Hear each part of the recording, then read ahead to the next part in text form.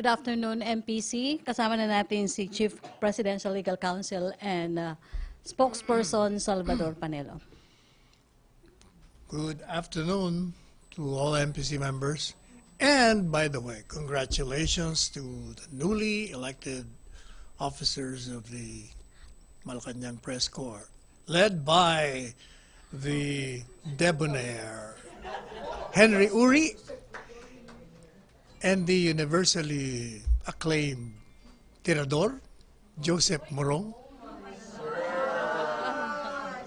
Sa clothes, hindi tirador sa clothes. Passionista pala. Passionista. Pag hindi mo rin si Chona para dalawan binabash. Okay, first Huwag question. nyo nang ibabash yung MPC. They're just doing their job. Rose Novenario. Hi sir, good afternoon. Yes, Rose. Sir, yung sa ano lang po, sa former Calauan City, Calauan Mayor Antonio Sanchez. Sir, kasi yung danyos na inutos ng korte na ibayad niya dun sa mga pamilya ng biktima, hindi naman po pala siya nakapagbayad ni 5. Hindi po ba ito maidadagdag dun sa sa kanya, sa parusa or sa hatol sa kanya dahil hindi, Ang alam ko, hindi pag siya nag-comply eh. Ang alam ko, di ba? Pag hindi ka nakabayad, parang Dagdag yun sa... dagdag yun sa number of days. Yan ang alam ko noon. Ewan ko kung nabago na yan. So, maiko-consider po bang may good conduct talaga siya eh, hindi, parang hindi nga siya nagbayad eh. Nagdi-determine yan. Hindi naman tayo kundi yung DOJ. At sa yung 7 life sentences po niya, paano na i-compute yun sa good conduct dun, maibabawas? You'll have to address your query to DOJ Secretary. Sila ang teritoryo nila. Okay. Sige. Thank you. May follow-up? Jenaline, then Raymond. Sir, so the palace think this is lawful. In event that he will be released, it will be lawful. There's nothing wrong with it or illegal about it. Basta until the law is there, we cannot do anything. We have to amend the law. Kaya nga, di ba sabi ko, the wisdom of that law, we'll have to address it to the lawmakers. So the palace would not oppose it as long as this is a lawful release. The palace cannot oppose a law. The palace can only implement a law or the office of the president. If we have any concern on the wisdom of the law, then it should be addressed to the lawmakers. That law was passed during the administration of President Benigno Aquino, right? Raymond Tinasa. Sir, agree or disagree? Paano nyo makukumbinsi yung taong bayan na wala ka, personally, kinalaman doon sa posibleng paglaya ni Mayor Sanchez? Unang-una nga, yung batas na yon ay hindi yun iginuhit sa panahon ng administrasyon. That's number 1. Number 2, as correctly pointed out by Secretary Guevara, hindi ka na kailangan lumapit o hindi na kailangan ang pamilya lumapit kung kani-kanino man para masama ka dun sa potential beneficiaries. Kasi merong kondisyones dun eh.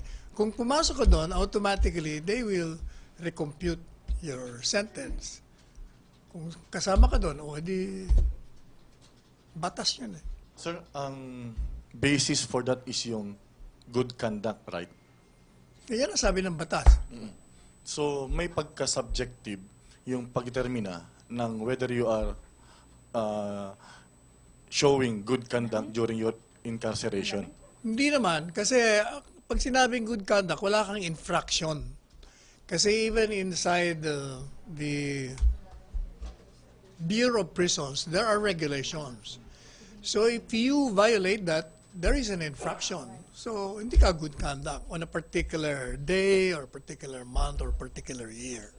Pero having in possession a kilo of shabu and also living a lavish lifestyle inside his kubul and also not paying the damages ordered by a competent court, considering all these premises, is he qualified from your end, or is he showing good As I conduct? said, hindi namin turf yan ng DOJ. Kung ano yung batas, dapat sundin nila yan. Thank you, sir. Joseph and then Pia. Microphone. Sir, officially, yun pong representation niya kay Mayor Sanchez ended when? What, if you remember? Nung matapos yung hearing, last day of hearing. Promulgation. Thereafter, kasi meron akong dating previously scheduled bakasyon sa Amerika. Kami ng pamilya ko. Kaya, nag-withdraw na ako. Kasi, there is a period of time within which to appeal. So, hindi ko na mahawakan yun. And before that, sinabihan ko na si Mayor Sanchez na hindi na ako po pwede. So, another lawyer took over. So 95, sir, to. Promulgation kasi was 95, no? Okay nga. Okay. Sir, considering the public backlash, no? And the DOJ naman is under the President, Office of the President, do you think it's of wisdom to maybe reconsider that decision to grant liberty to Mayor Sanchez? Because of the gravity of the crime and... Unang-una, hindi pa naman tayo nakakasiguro kung marirelease nga. Hindi ba sabi ni Secretary Guevara, potential beneficiary siya kung papasok siya doon sa sinasabi ng batas. Until such time that law is amended, susundin niya ng executive. You must remember that, I understand, kung hindi ako nagkakamali, June 25 yata, may ruling ng Supreme Court. Because there was a petition by inmates. They felt that the law applied prospectively would be unfair to them. Kaya they went to the Supreme Court. And the Supreme Court said, hindi, that's a penal law, so applicable retroactively. Kaya sabi ng Supreme Court, i-release nyo lahat ng kung sino ang mga qualified. Yan ang sabi ng Korte Suprema. So hindi ba glaring yan na parang, well, having a shabu inside a Hindi. Santo... Yung parting yun nga ang sinasabi ko, kung may infraction ka, then that should be considered by the... should be considered. Kung sino yung nag-i-evaluate. And it doesn't seem like it's good behavior, isn't it? Parang, ewan ko, I forgot na kung sinong narinig ko nagsalita ko, si Senator Drilon ba. If you committed a violation on a particular month or year, then you are not qualified. For that year. Oo, you're ineligible kasi nga meron kang infraction. Pero hindi, I'm not familiar with the regulations. We'll have to ask the DOJ. Ineligible for that particular... Ibig sabihin, sir, pag i-compute mo, yung lang year na meron kang infraction, yung hindi ka mag-apply doon sa GCTA, or as a general rule, you will not be able to... Hindi ko alam talaga yung how they apply it. Hindi ko nga alam na may batas na ganyan until sumabog yung balita. Saka ko lang nalaman. Taray ko lang. Should he be released considering the crime he has committed and what it represents probably? I don't think that's for me to respond because there is a law. If he qualifies under that law, then we cannot do anything. The best remedy there is you amend the law Or abolish? or repeal it. Repeal. Thank you. So that's for the lawmakers. Pia and then Ina. Sir, following on the question of Joseph, naging controversial kasi yung sinabi ni Senator Bato de la Rosa na Mayor Sanchez deserves a second chance. As the former lawyer of Mayor Sanchez, do you think that he deserves a second chance? Unang-una, I'm not emotionally attached to all my clients. As a matter of practice and principle, dapat hindi ka attached. So, if that's the opinion of the good senator, I think he's entitled to. But do you share the same opinions? Ang pagkakaalam ko kasi, yung imprisonment is reformatory. Unlike before na punishment, vindictive. So following that logic, apparently the logic of the law is to give a chance to those who have reformed themselves and rejoined society. Oh, yeah, that's the logic. So you think that Mayor Sanchez has already been reformed by the years that he I spent don't know. inside I the have no prison? personal knowledge of what he was doing inside. That's for the whoever committee is in charge of determining whether an inmate has violated an infraction or whether or not such infraction would disqualify him with respect to the beneficiary being granted by that law. So do you think that he deserves a second chance considering ang Hindi ko tagal alam niya na eh. dun sa Kasi kulungan? since I do not know exactly kung good behavior siya doon o hindi. I will be incompetent. Thank you, sir. Ina? Sir, wala na po ba talagang magagawa yung Pangulo about this issue? Because some lawmakers, including specifically Senator Lacson, is saying that the parole will not be approved Hindi without naman daw the... parol ito eh. Can you explain to us why you're saying that the President cannot stop it or walang say yung Pangulo dito? Ang may say doon, siyempre yung nag-evaluate. They will follow the law. Pag sinabi nilang disqualified to, hindi na makakasama yun. And yung mga approved or qualified, hindi, you're saying it will not, this list of names will not pass through the President's office Hindi anymore? kasi automatic yung sa batas nakalagay doon kung sino yung bibigyan. Sabi ng Supreme Court, i-release mo kung qualified. Kung hindi, hindi ka po pwede. So hindi na Kaya I think what is important is you strictly observe the impositions under the law. Exactly, sir. Speaking of that, related dun sa mga previous questions, because there were reports that, again, he had infractions while he was there. Exactly. Is there any...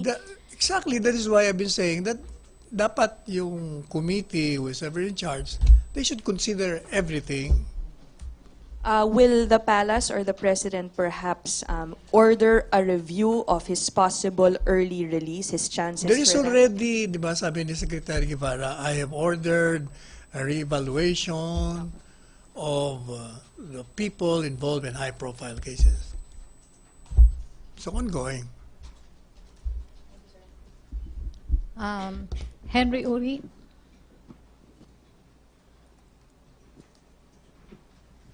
Secretary, pakilinaw lang. Pagka ho parol, walang papel na pinipirmahan ng Pangulo para mapalaya ang isang nakakulong na. I'm not sure about that. Yung sa parol. Aha. Saan ho lang at kailan pumipirma ang Pangulo between the two? Pardon siguro, pagdating sa pardon. So pardon. Pardon. Ang Pangulo ang pumipirma kung sino ang kanyang ipapardon. Yes. Pag parol, Pag parol sa Bureau of Pardons and Parole ang pagkakaalam ko. okay. Para lang humalino kasi dito sa case na ito, We will check on that ha? Kasi yun ang initially yun ang aking ang assessment yan na pag parole parang Bureau of Pardons and Parole. Pero pag pardon, whether conditional or absolute, definitely. so hindi na ho umaabot sa lamesa ng Pangulo pag parol. Yeah, I'll check with that. I'll check para sigurado tayo. Thank you. Julie? Mike? Sir, earlier you said that Secretary Guevara has ordered a review of the computation of the GCTAs of the prisoners. Was this order given by the President or sariling kabig po ni Secretary Yung Guevara? Secretary Guevara. In any case, sir, is there any way for the palace or the President to oppose yung release ni Sanchez should be officially approved by I the think NBP? Secretary Guevara knows the law and he will implement it. Including... Kung ano yung nakalagay sa batas, yun ang gagawin niya. Thank you, sir. Questions? MPC? Other issue? Pia?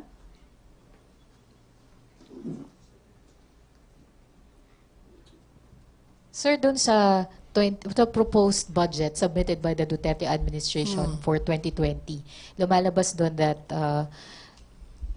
yung allocation for surveillance is amounting to 8.28 billion pesos. 4.7 for Intel expenses, and 3.4 billion for confidential expenses. Of the 8.28 billion, kalahati doon, or more than half, 4.5 billion will be going to the Office of the President. Could you please explain, sir, bakit kailangan ganun kalaki yung allocation for intelligence and confidential funds for the Office of the President? Kasi kung ay dapat naman sa President, Office of the President, it has to have resources to determine yung mga threats against the state. Kailangan yon. And you need money for that. Pero bakit ganun kalaki, sir, 4.5 billion? Abay talagang mahirap mag-secure sa isang bansa. Kailangan mo talaga ng pera. You need people, you need machines, technology, maraming paggagastusan. Sir, could you explain or justify bakit almost half of our budget for surveillance will be going to the Office of the President? Siguro, I do not know exactly the reason, but if you will ask me, I'll be using my common sense by saying that you really need money if you want to secure your country. And the Office of the President is one of the better offices that can secure the security of the land. Sir, could you allay concerns na possible na magamit yan for corruption? Kasi 4.5 Malabo billion yun pag Office of the President because number one si Presidente nga na ayaw ng corruption. Napaka-stricto ni Presidente. Okay, thank you, sir. Celerina? Sir, good afternoon. So if it's for the security of the country, why should not put the amount or the money sa like for AFP or sa police, those... Hindi ba kasama na yun? No, Apart but from this- that, meron din sa Office of the President. Pero why parang ilagay doon yung bulk sa OP mismo, not doon sa mga agencies or departments? Para makatulong dun sa mga department. Iisa lang naman yan. They are still within the Office of the President. Lahat sila. Yes, sir. Oh. Still Eh, with the Office of the President. Ano bang problema dun? Pero sir, at least yung accountability is more on like for kung sa defense, nandun sa Secretary of Defense or the The ILG. President is not exempted from accountability. If you're talking about accountabilities. Lahat na mayroong hawak ng pera are required by law to account. So I don't think there is a problem with that. Pia? Sir, following up, yung dun sa breakdown, sir, ng intelligence funds, sa intelligence funds going to the DND and AFP, only 10 million will be going to the Office of the Secretary of National Defense, and then 39.7 million for the Philippine Navy. Considering na malaki yung issue po natin dun sa trespassing and militarizing yung areas natin within our EEZ, bakit ganun lang, sir, kaliit yung Wala mga namang problema yan allocations natin? because the Office of the President can provide funds for that also. Pag humingi si Secretary of National Defense with respect to the security. May authority si Presidente ron, nabigyan sila. But that would mean another layer ng bureaucracy, sir. Di ba? Hindi naman, ang Office of the President mismo yun, di mabilis. Pag sinabi ng Presidente release, ni-release kagad yun. Presidente nito nagsasabi. Thank you, sir. Question sa MPC? Joseph?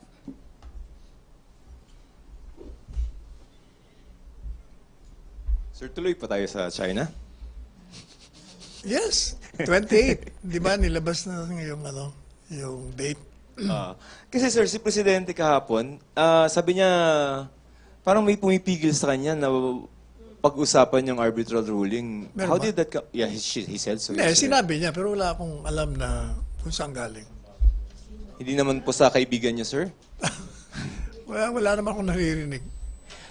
Supposing, China insists na no arbitral ruling talk, what are we... Hindi mo sabi ni Presidente, whether you like it or not, I'm sorry, but I have to raise it. Di ba? Should he? I mean, belaboring the point, should he really? I mean, considering Ay, yun ang- yung ganong advice. Yun ang decision niya. Oo. He will raise it. Interesting yan, sir. May nagsasabi sa kanya na, wag pag-usapan yon. Eh, yun na nga yung sinabi niyong objective niya. Ewan ko, baka ikaw. Hmm? Hindi natin alam. Basta yan ang desisyon niya. Hindi naman ikaw yun, sir. Lalong hindi. Sige. Okay, Raymond. Ilan ba sa inyo kasama? Wow. Sir, so knowing China attitude, so you are open to the possibility that China might call it off yung nakatangdang working visit ng Pangulo sa Beijing. Nasa China yun kung anong kanilang reaction doon. So if China insists na no talk on arbitral ruling, the President will cancel it. As he said it yesterday. Sabi niya? Yes. Hindi. Ang sinabi niya, wag na lang mag-usap. Wag na lang tayo mag-usap. Kung ano yung sinabi ni Presidente, yun na yun. Hindi na mababali yun. May follow-up doon? Other issue? No more? Last, sir, dun sa sabi ng China na Philippines should ban yung lahat ng offshore gaming operations sa Pilipinas kasi ginagamit na rin ng kanilang citizens na parang laundering money from China. Di ba sinagot na natin yon? Kasi under our laws, hindi naman yon illegal. But I understand from PAGCOR, in-stop na nila yung mga new application. Kaya nga hindi ba parang nagsalita yung spokesman nila na they welcome it and appreciate it. Kasi sabi rin ni Senate Minority Leader Drilon na yung POG operations ay actually wala namang pakinabang yung ating ekonomiya kasi lumalabas yung pera. Eh di hayaan natin ng ang PAGCOR kung ano rekomendasyon nila. Okay. Ina, other issue. Hi, sir. Baka may update na kayo regarding the yung policy for foreign vessels to seek permission if they plan to pass through our territorial wala waters. What prompted the president to suddenly make that directive? I don't know what prompted him, but he asked me to issue the statement. That's why I did. Sir, under the own clause, this is according to a Senior Associate Justice Antonio Carpio, foreign merchant ships and warships, or rather the exercise by foreign ships and warships of innocent passage through territorial sea cannot require prior permission or prior notification. What do you say to that, sir? Sabi nga ni Secretary, nabasa ko yung statement ni Secretary Asperon, we will maintain that position as initiated by the President. So are you ignoring that provision in the own clause which says that we cannot require them to ask our permission? Alam mo, yung sabi nga ni Presidente, to avoid misunderstanding. Ibig sabihin, mas maganda yung alam natin para we can secure them also. Di ba? Okay, Chona? Sir, after your announcement the other day yata, yung Tuesday, no? 2 days ago. Oo. May nag-comply ba, sir, na foreign vessels? May nag-notify na ba sa Philippine government? Wala pa akong natatanggap na report coming from the military Did they or just the Coast Guard. did they just ignore the warning of the president? As I said, wala pa akong natatanggap sa opisina ko or I've not been told if the Office of the President received any report coming from the National Defense Department. Thank you, sir. Okay. Last two na tayo. Raymond and then Joseph. Sir, but demanding or asking foreign vessels, especially the commercial ones, to ask clearance before they have actual passage sa ating territorial waters, isn't that runs counter to our advocacy of freedom of navigation and overflight to the South China Sea? Hindi naman, baka precisely the purpose is to secure them para alam natin kung may daraan doon, may escort pa silang Coast Guard. Thank you, sir. Last question na tayo? Amen. Okay. Joseph, Ina, and then... Sir, if a fine-tune lang natin, because, the President is abogado, as you say. So, the order covers territorial sea with reference to warships and civilian ships or just warships? I will ask him that particular... Kasi, sir, I Kasi think ang sinabi niya, all foreign vessels. all foreign vessels, Yun ang statement, di ba? regardless whether... But I'll ask him exactly whether it refers only to war Yeah. vessels or including merchants. And also, territorial and EEZ or Sige. just territorial? Para sigurado. Okay. Sir, ay, may related. Kasi sir, dun sa mga ibang literature that we read, meron naman na countries na nag-i-impose ng prior notification. Because ang justification is that maybe it's a security issue. So meaning, did the president detect a possible security issue? That's why he had to issue that kind of advice. I need to ask him that particular issue you raised. Okay. Okay na. RJ? Si RJ China? yata may tatanong.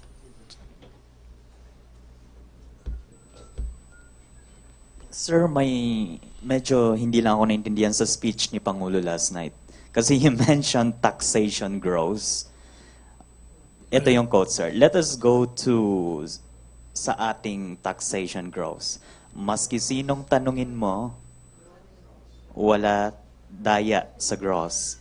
Kung tingin ko ilan ang... Sir, ano bang... Nandun ka ba kagabi, sir? Wala. Sa Romblon yun eh. Romblon. Hindi, I think that query should be addressed to Secretary Dominguez, yung finance eh. Mas makakaintindi tayo. Okay, last question. Tatanong ka ba? Vance, may tanong ka? Our news. And then last question si Joseph. Okay, Vance. Timeless beauty daw. Dali. Sir,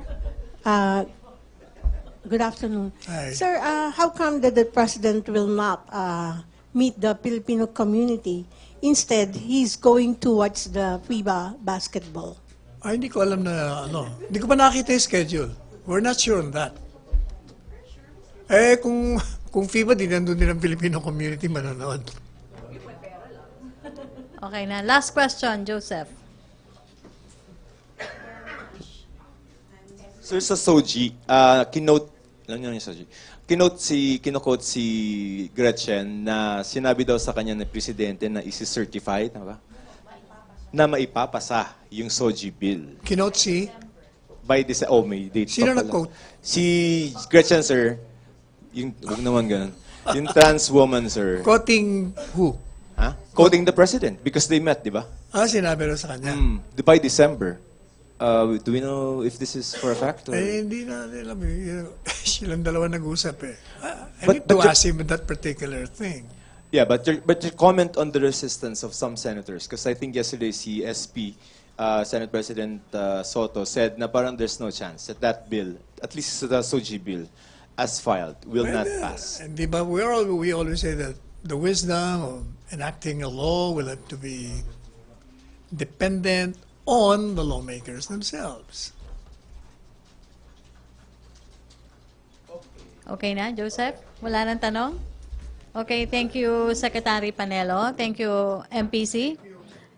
Back to our main studio sa Radyo Pilipinas and People's Television Network.